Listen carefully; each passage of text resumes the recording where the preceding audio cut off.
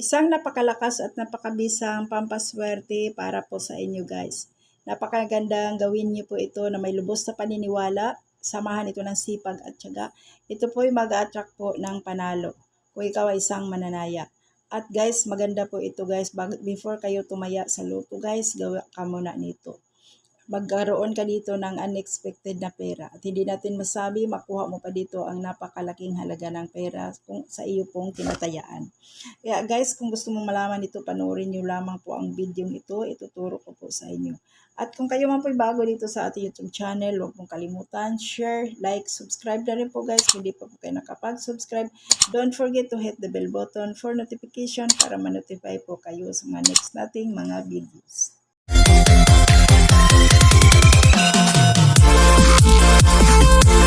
Mga kaswerte, kumusta? Welcome to our YouTube channel, Inday It by Probinsya.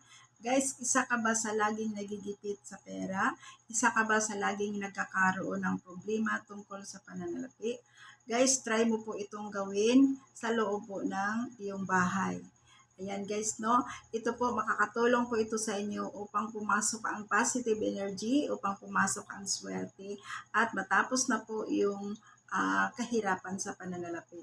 Ito po ay mag-attract po ito ng tuloy-tuloy na pasok ng pera sa iyo at maraming unexpected na pera ang darating sa iyo na talagang hindi niyo po inaasahan na matanggap mo. Kaya guys, no, ito po ang madapat nating ihanda. Kailangan lamang natin ang tubig. Ang tubig po guys natin gamitin guys, tubig po na dyan po pampaligo natin na tubig. Okay guys? And then, kailangan din natin dito yung asin. Ang asin naman po guys, yung asin, kahit anong klaseng asin po guys, ayan. Kung may rock salt ka, mas the best ang rock salt. And then, kailangan din natin dito yung suka. Guys, sa suka naman, kahit anong klaseng suka, wag lang yung tuba. Mas maganda itong mga ganito po. Okay, mga white bitaw. Yan po guys, no? And then, ngayon po guys, no, gawin natin ito. Pwede kang mag-umpisa nito ngayong full moon, no? And then, pwede mo naman din gawin ito kahit anong araw. Okay guys, importante dito, naniniwala ka na kung ano man ang iyong mga pangarap sa buhay, darating sa iyan. Okay guys, positive lamang po. Kaya kailangan natin itong paraan na ito upang mabilis mo makuha yung pangarap mo. Okay? So, ngayon po, kung ikay nagigipit sa pananalapi, guys, napakaganda po nito. Magiging magaan ang pasok sa iyo ng pera. At kung ikaw isang mananaya dito, guys, ay napakalaki po ang possibilities or ang chance na manalo kayo. Okay? Kasi guys, pag once na wala ng negative energy na nakaikot sa'yo or malapit sa'yo or dyan sa loob sa bahay mo, guys, makapasok dyan ang swerte. Swerteng tuloy-tuloy po ang dulot nito guys. So dito po, kailangan natin dito yung oras. Sa oras naman guys, kahit anong kahit anong oras, okay? Pwede mong gawin ito guys pagising sa umaga. Okay? So ngayon po, ang tubig po guys, lagyan po natin ito ng asin. Yan. Then, lagyan po natin ng isang kutsarang suka. Guys, seryoso po itong ating ginagawa guys ha. So yan, tinansya ko lang. Pero guys, pwede po isang kutsara. So ngayon po guys, no, ito po, tubig, asin, at saka may suka. Isa sa pinakamaganda pong paraan. No? Isa din ito sa pinakamagandang paraan para magiging magaan sa iyo ang pagpasok ng pera sa iyo. Okay? So, ngayon po guys, hawakan lamang po ito guys. And then, banggitin po ninyo ang iyong pangalan. Pabalik-balik mong banggitin ang iyong pangalan po ng 7 beses. Banggitin mo lamang yan. And then, parang tinatawag mo yung pangalan mo. Kasi guys, ang ating pangalan po, hindi po aksidente yan. Yan po ang nagiging pangalan mo. May mga dahilan po yan. And then, bawat isa po sa atin, kanya-kanya pong swerte na binigay sa atin. At ang kagandahan lamang po sa atin dahil gumagawa po tayo ng manifestation, ito po ay natuto po tayo kung paano natin i-attract ng mabilis ang ating mga pangarap sa buhay. Kung gusto nating magkaroon ng pagbabago sa buhay, itry lamang po ito. Napaka-effective nito guys. So ngayon po guys, no, pagkatapos mong nabanggit ang iyong pangalan guys, ayan, tuloy-tuloy lamang pong banggitin ang iyong pangalan. And then pagkatapos po, next guys, ganito po ang iyong banggitin. I believe the power of the universe to grant my wish. Tuloy-tuloy ang pasok ng pera sa akin. Ang aking pangalan ay kakapitan ng swerte. Lahat ng aking puntahan ako ay magtagumpay. Lahat ng aking mga pangarap ay inyo pong ipagkaloob. Mahal na Panginoon, maraming salamat.